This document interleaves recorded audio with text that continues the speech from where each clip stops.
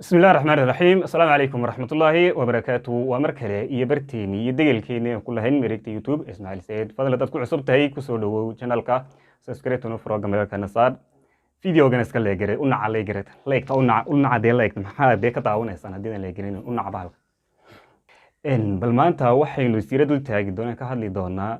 dad kulley aniguna aan ka mid ahay hase yeeshee qaar naga mid ihii ay aaminsan yihiin fikir yaro aniga iga yaabsiiyeyba dee madaxay xanuunsiiyeyba waxaynu in badan aragnaa weliba khaasatan dadka balaha bulshada aada ugu dhex jira dad marka su-aal la weydiiyo ama iyaga laftooduba iyagoo ka jawaabaya su-aaleynta iyaga naftooda isweydiiyaan odhanahaya dhalinyar baanu nahay weli xaaladii dhalinyarta ayaanu ku jirna haddaad dhalinyar ku jirtaan maxaa dhacay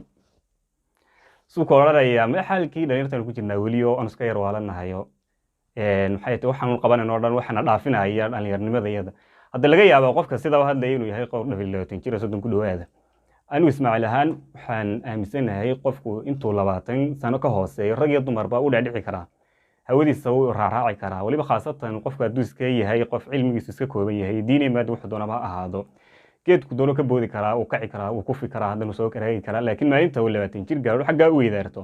qofkaasi waa qof maskaxiisa iyo miirkiisa iyo maankiisuba aada ugu filan yihiin oo wixii uu mas-uul ka yahay mas-uul ka noqon karaa wixii uu kala saaraya maskaxiisa iyo miirkiisuna ay kala saarayaan laakiin nin weyn oo maanta 20 jir ku 20 jir 23 jir ilaa 30 jir ah oo ku odhanaya haddana intuu sugaal jeexjeexan soo xidho cawrooyinkiisa muuqanayaan ama aad moodo markaad aragto inuu kan yahay qof aan muslim ba ahayn xaalkii dhalinyarta ayaan weli ku jirnaayo dee haweenaynu iska ciyaaraynaaye maxaad na weydiinaysaa deertu mudda ayaama aanu iska raaxaysanay weyn baad arkaysaa ilaahay sharaf iyo kamansiiyo guriga hooyad kasoo toosayso labiskeeda iyo qaab hadalkeeda iyo socodkeeda la yarayaa markaad la hadasho ku odhanaysaa dee dhalinyar baanu nahay maxaad noogu celiraysaa adduunka waxaa banaan ka aragay imanku mana dhaha kala qaadnay adduunkaan dee intaan yarnahaan weli dhalinyartan wax fufujinaan dee xaggan u cararnaan xaggan u jiinaan dhan walba warinaadara heedha waxaa idin weydiiyey goormuu qofku waaye caqli yeelanaya goormuu isku filaanaya goormuu cid mas-uul ka noqonaya goormuu wax lagu aaminaya markuu maanta isagoo 20 jir iyo wax ka sarreeya ah uu la soo taagan yahay weli dhalinyaran ku jiraayo hawadeedan iska raacraacaya ayaama aan dee meelahan ka ciilbeele hawadeedu waxay naftaydu jeceshahay goormaad noqonaysaa qof mas-uula haddaad wiil tahay haddaad gabarh tahayba goormaad adiga naftaada mas-uul ka noqonaysaa goormaad cid mas-uul ka noqonaysaa goormaad dadkii kusoo dhalay dadkii ku dhalay ee intaasoo dhan kusoo barbaarinaya kusoo rabeynayay aad ku celinaysaa wax manfaca goormaad qof noqonaysaa waaye maalintaa soddon gaadhko soddon laba iyo soddon afar ka sii soco xaggaad ku socotaa markaa oday noqota goxoosho noqota goormaa lagu tamarinaya miyaad laakiin ka warhaynin dad aan 20 jir gaadhinba 16 jir 18 jir ilaa wixii la mida in ay noqdeen hogaamiyayaal inay noqdeen madaxweynayaal inay dowlado dhan ku duuleen ay dumiyeen iyagoo aan 20 jirin ka hooseeya miyaanad ogeyn in dad rag iyo dumar bale iyagoo 10 ilaa 20 inta u dhaxaysa ay caalamka wax ka bedeleen oo weli maanta aynu midhihii iyo asarkii iyo raadkii ay ka tegeen aynu hayno marka maanta adigoo weyn oo qarya shaaruwa leh ama adigoo weyn oo inanoo maxay ahayd ilaahay sharafteedii kamaankeedu u dhammaystiray aad la soo taagan tahay hawadeedan weli raacayaayo dhalinyarnimada iga awood roonaatay oo waxay naftaydu jeceshu ma raacayaayo in waajibkii ilaahay igu lahaa aniga kasoo bixi maayo kii dadku igu lahaayeen oo kii gurigayga oo kii naftayda oo kii dadkayga oo kii ehelkayga oo kii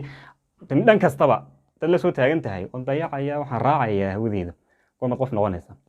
dhammaanba dadkaynu daawanaya walaalkii iyo walaasheedii daawanaya qaaliga waxaan leeyahay dee dhalinyar waynu wada nahay annagoo ka mid baan nahay idinkoo dhalinyar baa tihiin wey bay leedahay dariiq bay leedahay maxay ahayd oo lagu soo hagaago qof walibana weygiisa iyo dariiqiisa iyo xaqa uu ku taagan yahay garto in aad intaada ishoolhoosha timaha dhan walba u jeexdo ama aad dhalinyaro kugu dhigsan isku soo kuuskuusta dabeeta xagga hore iyo xagga dambe soo kuusto aad tiro dhalinyar baa nahay adduunkaygana jaan qaadaya waqtigaygana qaadanaya su-aal baan ku weydiiyey haddaad maanta tahay dhalinyaro aad 30 ilaa iyo 10 inta u dhaxaysaba ka soo qaad inaad tahay aad dhalinyaro isku haysato aad tirahdo haddaan soo galay caalamkii haddaan noloshii soo galay aan wax nolosha ka qaybsado aan wax ka arko nolosha caynka eeg tahay aad intaa aad jirtayba wax qasaysay wax qubaysay waajibaadkii lagu diray ee lagugu ogaa aad ka tagtay su-aal baan ku weydiiyey wadkama waxaad la gashay ballan waxaad tidhi markaan 30 iyo wax ka sarreeya gaadho ayaa qof caadi oo mas-uuliyad qaadaya noqonaya markaa ii kaalayo qabo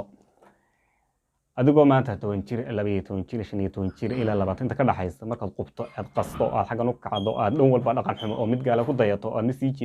la sii jeesato aad mid godba halgalay ka daba gasho aad mid baadiina la raacdo aad ku dayato aad maxay dole ku xaragooto aad hooyada iyo aabaha iyo dadkii ku dhalay ehelkaaga maxay dole ku wada karaahsadaan hadduu wadku soo qabto had ilaahay kula doodaysa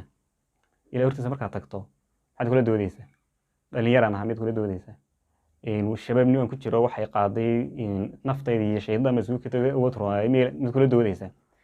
dhammaantiinba waxaan idin leeyahay waxaan wax shaqaynaya maaha walaalayaal, rag iyo dumarba. maalinta aad maxay ahayd toole saa u qaangaadho, wixii aad qastay iyo wixii aad qubtay iyo wixii aad dembi gashay waxa mid walba waa lagu weydiinaya. dhaqankaaga waa lagu weydiinaya, akhlaaqdaada waa lagu weydiinaya. inaad naftaada mas-uul ka ahaato marka hore, ciddii kale ilaahay mas-uulkaaga in mas-uul ka noqoto, adiga iyo xidhiirka idin dhexeeya ilaahay inuu ahaado mid wanaagsan. siduu ilaahay ku yidhi yeel inaad fartoonto, wuxuu kaa reebay inaad ka hadho.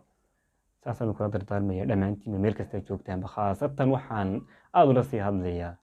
dadka da-dooda u dhaxayso 10 ilaa 20 oo aada iyagu dhacdhacaya. dadku 20 ilaa wixii ka sarreeya kuwa iyaga waxaan leeyahay waa idiin doqoniimo, waa idiin dadnamo xumo, waa idiin taantaannimo, waa idiin caqli xumo inaad tidhahdaan dhalinyar baan hoosaan doona u tallaabsanayna haddaad 20 xaggaa u dhaftay. meel kasta joogtaanba. asalaamu calaykum waraxmatullahi.